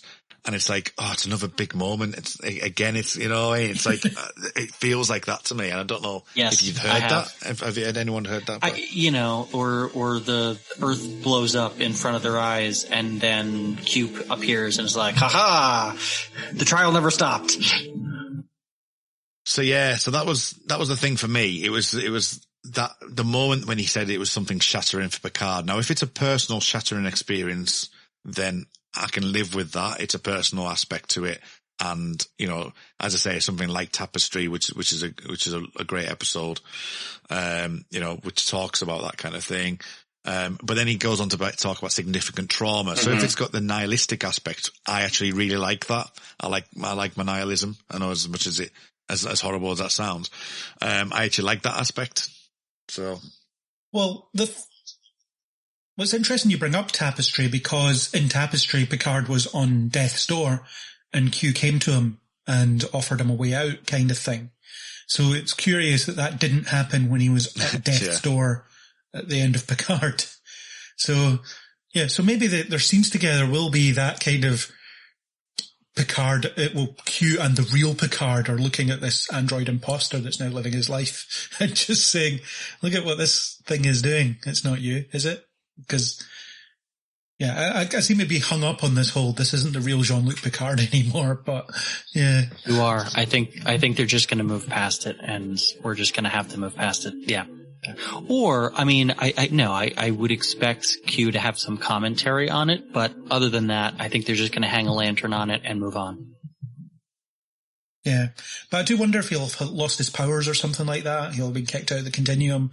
The Continuum's been murdered except for him, because everyone in the Picard timeline is miserable in some way. They've all had some tragedy befall them in the last 20 or so years. And another thing that was mentioned as well is that Picard's Borg assimilation will come up again. So we're going into that well as well, which I don't mind. I don't mind going into that trauma, but whether or not, is that a reaction to the fact that he's a golem now? Is it kind of like sort of thinking that he was almost assimilated, but now he is kind of, is he a separate person? Is he living within his, as I say, within his means of like, am I the Picard, or, am I something new?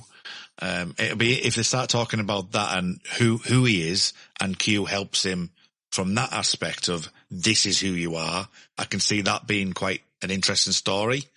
That it becomes a bit more, rather than adversarial Q, it's a bit more, look, Picard, this is what you are, and the trial continues from that point of view, that Q's come to accept the human race as they are. So that in itself is personally interesting to me, if they go down that route.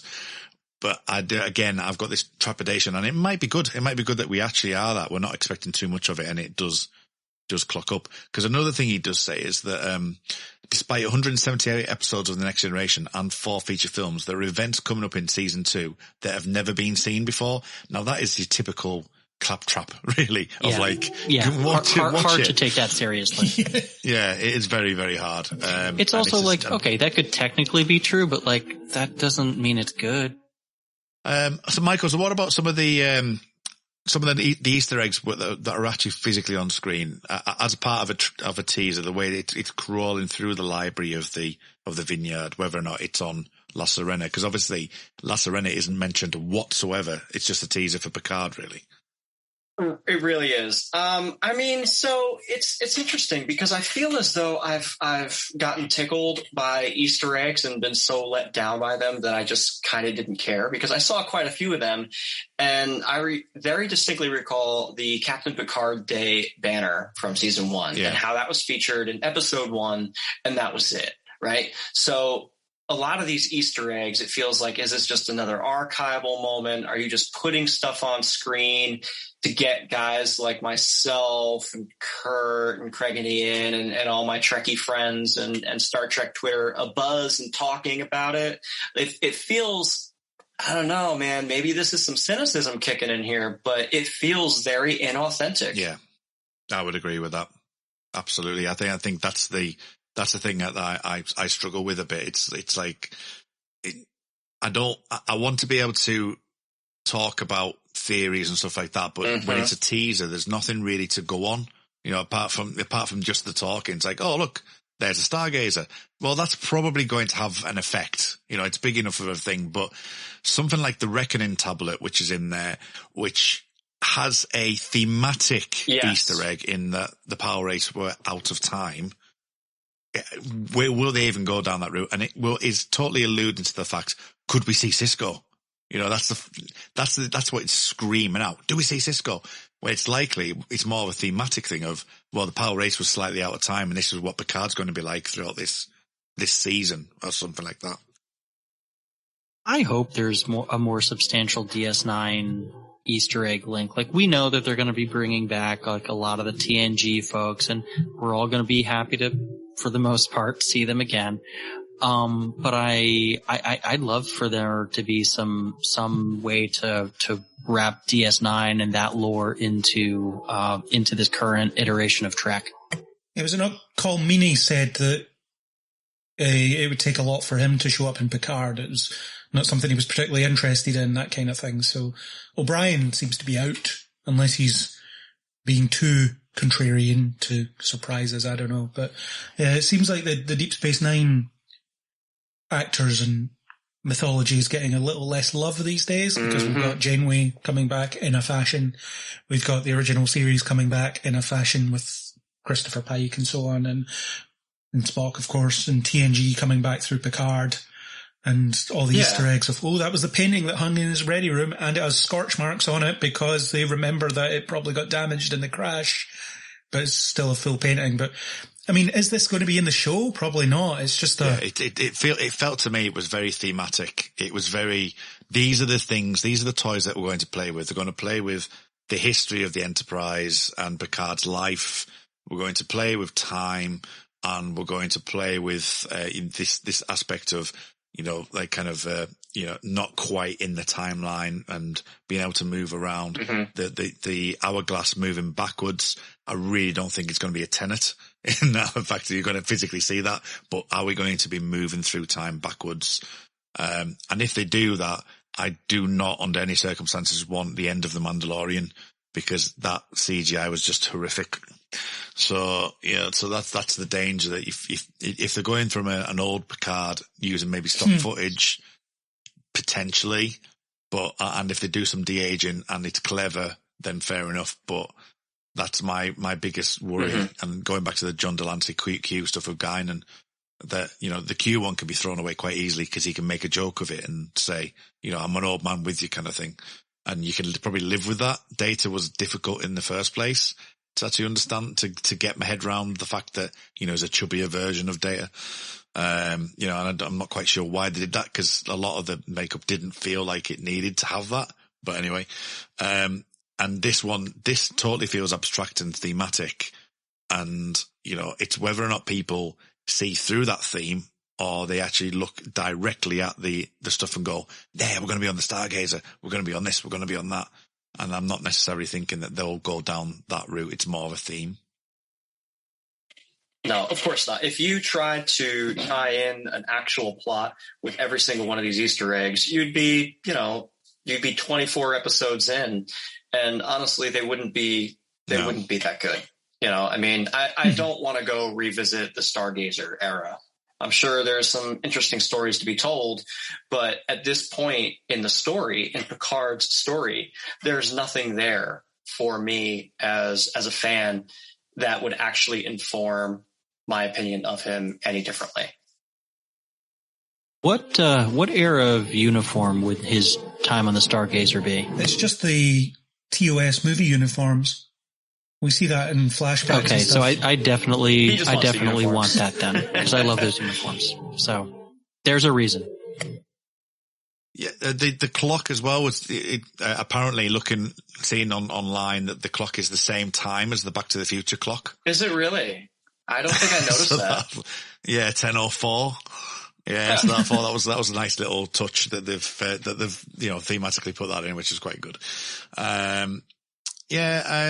I wouldn't mind seeing. I mean, they did quite a good job of showing the Enterprise D in the first season, so it was quite nice to see it. But again, you know, going back to my comment on whether or not they do that is another thing. I'd like them to maybe go through aspects of the time traveling without actually being that overt with it. But yeah, so other things to note: the Paradise Lost book as well, and also the Long Dark Tunnel, which is a fictional novel from his Dixon Hill series as well, which was quite a nice touch.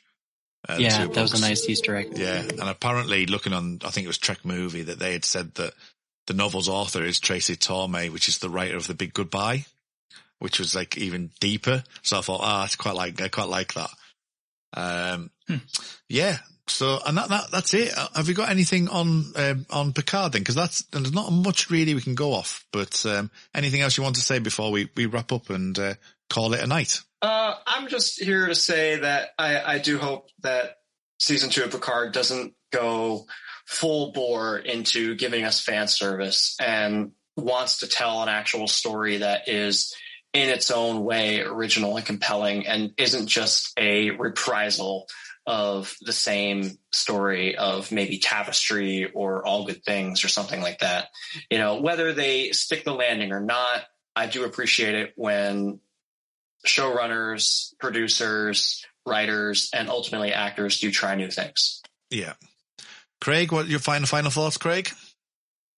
I'm hoping it surprises me. I'm hoping it gives me something that I'm not expecting. And well, my expectations aren't low as such, but they also aren't high. I'm not necessarily expecting miracles from this season because season 1 ultimately disappointed me, and it kept disappointing me as it was going. So I think that assuming they give me something different and something new and play around with the character in an interesting way, let's use Q as this barometer of humanity, or capitalize on the relationship he forged with Picard over time, and maybe explore what the trial actually is or what it means. I don't know, but give us something a bit different. And yeah, let's not just wander down Picard memory lane.